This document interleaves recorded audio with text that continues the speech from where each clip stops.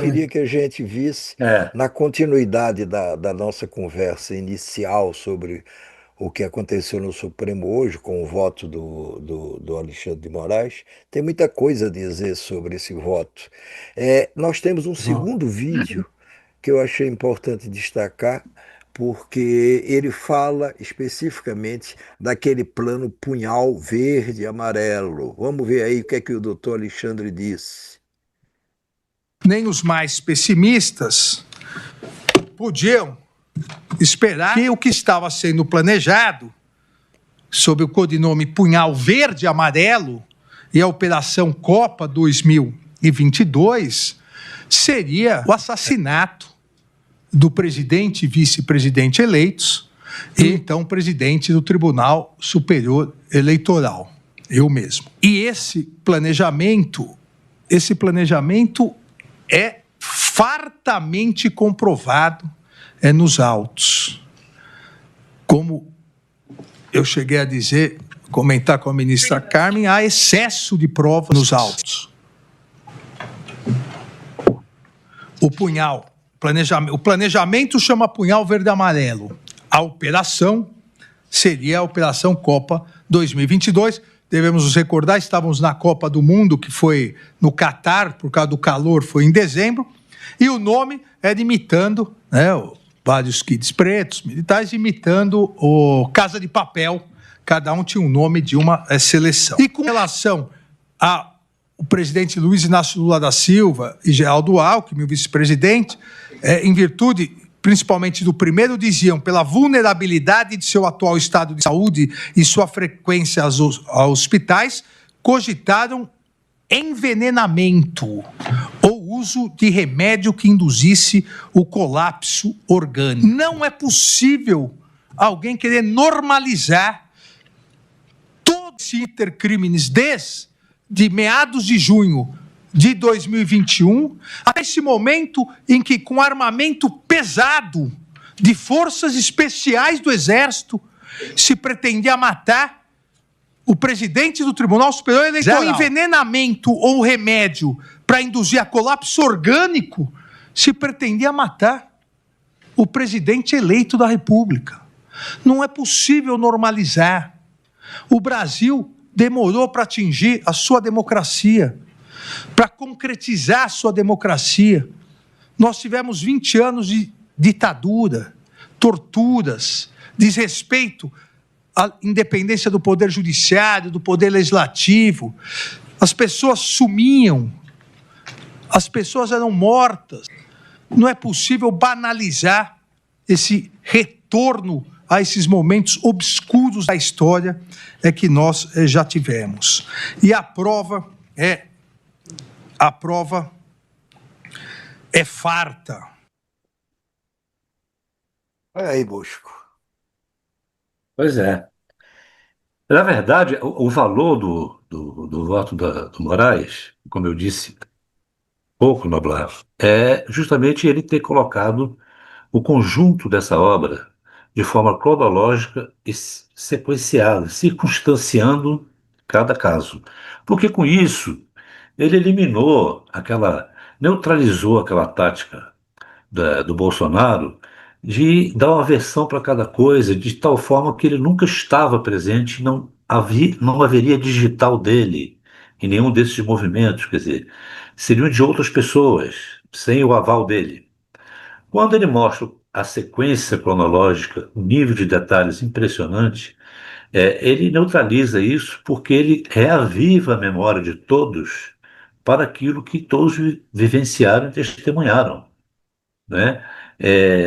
Então, essa coisa do punhal verde e amarelo, por exemplo, quando o ministro Flávio Dino se refere a isso, ele mostra o seguinte, que ninguém negou o punhal verde e amarelo.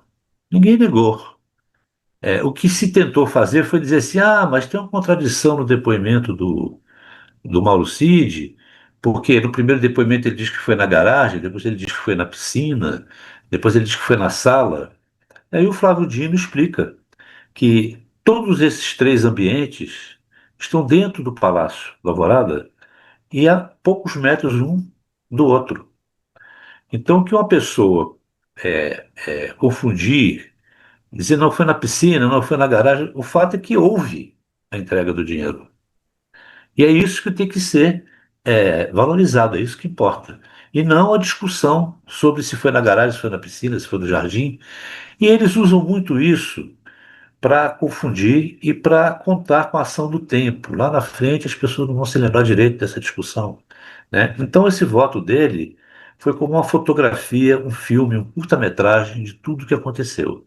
Inclusive ele expõe ali um documento que são as anotações, a planilha desse pessoal da operação do Punhal Verde e Amarelo, né? Então, assim, eu acho que quando se diz que o voto foi demolidor, ele foi nesse sentido, foi um voto que não deixou margem a que você possa contestar que houve a tentativa do golpe sob a liderança do ex-presidente. O ministro Flávio Dino, no voto dele, o voto do Dino também é muito interessante, porque ele respalda toda a argumentação do Moraes, trazendo figuras jurídicas e, e pensamentos jurídicos e já decisões que já foram tomadas, jurisprudências, respondendo ao advogado do Bolsonaro. Ele não cita diretamente, mas em algum momento ele inclusive brinca com o advogado do Bolsonaro que está ali, né? Desmontando aquela tese de que não se provou, não houve nada, às vezes minimizando uma coisa ou outra. Então, eu acho que esses dois votos são muito esclarecedores e acho que com os que ainda virão, isso ficará mais claro ainda para as pessoas de um modo geral. Aí eu acho que só quem não quer ver ou quem já está de má fé porque está envolvido com isso é que vai poder negar. Guga, Ó, a Alice está já me dando a chance de por quê? aproveitar esse momento, que eu vou ser liberado um pouco mais cedo, Por voltarei que ao você vai ser STF. liberado um pouco mais cedo? Tá lá rolando ainda. O quê? Acabou o voto do, do, do Flávio Flávio Dino? Dino. E já tá no Fux, então. É isso? Ah, já encerrou? Eles Claro, do terminaram. Fux está previsto para amanhã. É, mas eu achava que podia ir até às Não, então 19. nesse caso não precisa liberar o Guga, não. Fica aí Não mesmo, precisa, Guga. porque eu vou ter que entrar ao vivo de Não, lá. não, não, Eu vou você ter não que vai entrar ao lá vivo de fazer lá. o quê? Eu vou entrar ao Acabou. vivo de lá do STF. Tá, E aí até. depois deixa. Não, ainda aí, enfim. Mas você Aí entra terei que depois ir desse lá. programa, né, Terei Guga? que ir lá, não é uma desculpa, gente. Eu terei que ir lá. Eu estava lá e conversei com alguns advogados, claro, não queriam falar muito, mas a gente sempre consegue arrancar uma E o que foi casquinha que ali você do. conseguiu arrancar uma casquinha? Qual foi? Conta uma casquinha Não, aí. lá vem ele. Ele é algo Não, é generoso. O razoável. que você Você foi arrancou de lá muito e importante? volta de mãos a, Não, de o que dá mãos. para dizer mais é o clima de derrota. E eles tentando. Uma casquinha interessante que eu arranquei. Eles estão tentando o tempo inteiro queimar o Alexandre de Moraes. O Paulo Bueno, que é um dos advogados, ele tenta fazer isso de uma maneira mais polida. Agora, um dos que foram lá hoje, o único deputado da direita, o único bolsonarista que deu as caras no julgamento foi o deputado Zuco, do Rio Grande do Sul, do PL, líder do PL. E ele foi claramente com a missão apenas de continuar atacando o Alexandre. Eles faziam isso o tempo inteiro. Eles tentam criar uma factoide, uma situação, só para continuar inflamando a imagem do Alexandre diante dos eleitores dele.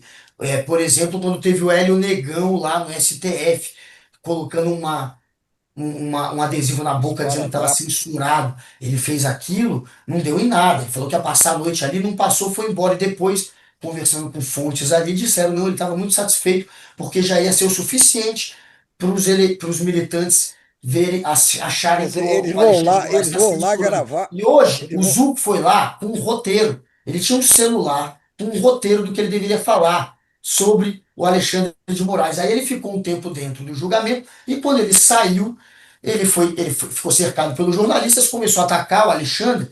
E aí, a princípio, eu achei que ele ia falar sobre o julgamento. Só que ele começou dizendo se vocês, eu não sei se tem um psicólogo aqui, mas vocês viram a cara do Alexandre, as expressões dele de satisfação, então ele já foi para um lado subjetivo, tentando falar da afeição do Alexandre, porque ele não tinha o que falar sobre o voto demolidor, sobre a argumentação. E aí depois, no lugar de atacar a argumentação, o voto demolidor, ele começou a ler, só que os jornalistas não estavam vendo, eu estava no celular o que tinha que falar. E aí ele começou a usar um monte de clichê, dizer que teve documentos que a defesa não teve acesso, começou a usar a mesma estratégia da defesa, mas lendo um roteirinho no celular. Ele foi para lá, portanto, com a mesma missão do Hélio Negão, quando foi à Praça dos Três Poderes, fingir que era censurado apenas para inflamar e linchar a imagem do Alexandre, lendo um roteiro. E aí eu fui e disse isso. Vem cá, mas você está lendo um roteiro? Ele ficou extremamente incomodado. Depois eu tentei falar sobre isso com ele. Ele disse que eu queria lacrar. Eu falei, não, eu estou fazendo uma pergunta muito importante. Você estava lendo um roteiro, você nem estava nem comentando os argumentos do Alexandre de Moraes. Você veio aqui para fazer esse papel, um papel político, de continuar tentando desmoralizar o Alexandre de Moraes. E aí ele ficou incomodadíssimo, mas foi isso que ele fez. Tava com um O, roteirinho no bolso. Apesar de ter ficado um tempão no julgamento, não conseguiu citar uma frase do Alexandre durante o julgamento. Só conseguiu ler o o, roteiro. o Flávio Bolsonaro, esse já reagiu também.